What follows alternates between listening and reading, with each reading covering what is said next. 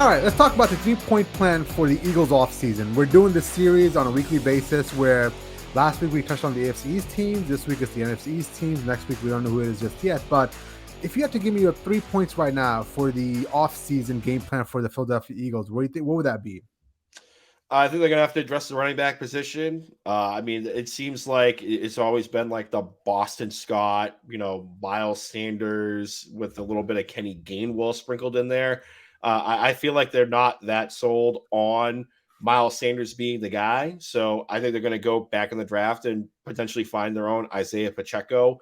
On the offensive line, I think they're going to have to address some issues because, Jason Kelsey's not getting any younger. Lane Johnson's been he gutted through an injury. I think he had surgery. He's slated to have surgery. So he might be, out for a bit. So I definitely think they're going to have to address the offensive line issue.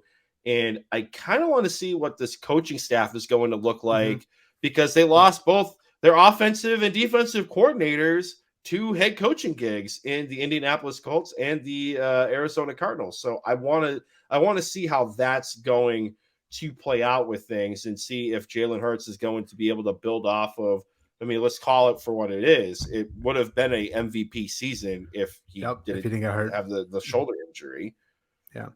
Yeah, mine's is very simple as well. Number one, you got to sign Jalen Hurts for an extension. Number two, you got to prioritize which free agents can walk and which ones you got to keep in house. And number three, you got to figure out your defensive coordinator position. And is Sean Desai going to be the guy? So number one, Jalen Hurts. Sign to him an extension as soon as possible. He's the guy. There's no need to prolong this. The more you wait, the higher his price gets. And it's imperative that you sign him before Lamar Jackson, Joe Burrow, and Herbert sign. Because the second they sign, what's Jalen Hurts going to do? He's going to go to the front office and be like, listen, this is what they signed for. I went to the Super Bowl last year. Herbert didn't even go there. Lamar Jackson never went to one. And Joe Burrow, who went to one, obviously he's getting paid a shit ton. So I want to match that contract. So you get this done ASAP.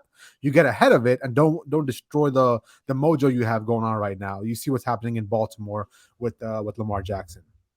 Number two, 11 out of the 22 starters could potentially be gone. Like that, I didn't realize that when I'm doing my prep for this podcast. 11 of 22 starters could walk in free agency. And they didn't tag anybody, Jay. They tagged zero. So when you have that many people up for contracts, that means a lot of them are going to walk. It's just how the NFL business model is set up, right? So you got to prioritize the ones that you need for your core group of players. You've got to keep players like James Bradbury or Javon Hargrove. You can, but you can replenish some of the other guys that walk. So Miles Sanders, like you said, Miles Sanders is nothing special. He disappeared down the stretch. So let him walk. You can replenish him. Brandon Graham, Fletcher Cox, you can let those guys walk as well. There's a good chance they've played their last games as Philadelphia Eagles.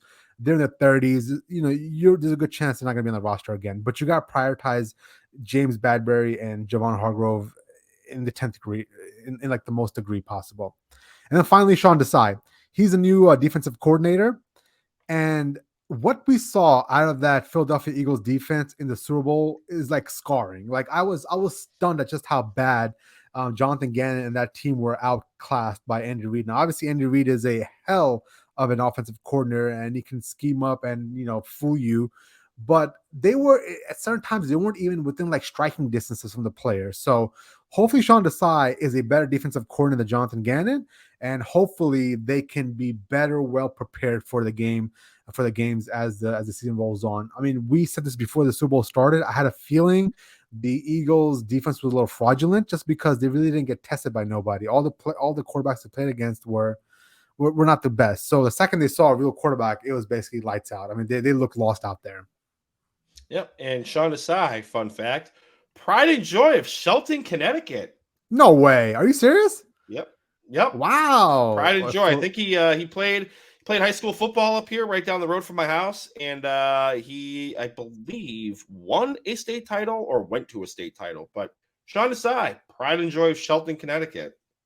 Wow, look at that. You probably run into him at the local the spot you go get your bagel in the morning. Or if you see him the good old Big Y. Probably. But what's that bagel spot? What's that bagel spot you go to? You get the rolls, the Portuguese rolls? Oh, Auntie's Cafe. I get my sausage, egg, and cheese with a hash brown on a hard roll. That stuff is Chef's good, kiss. dude. That stuff is good. Mhm.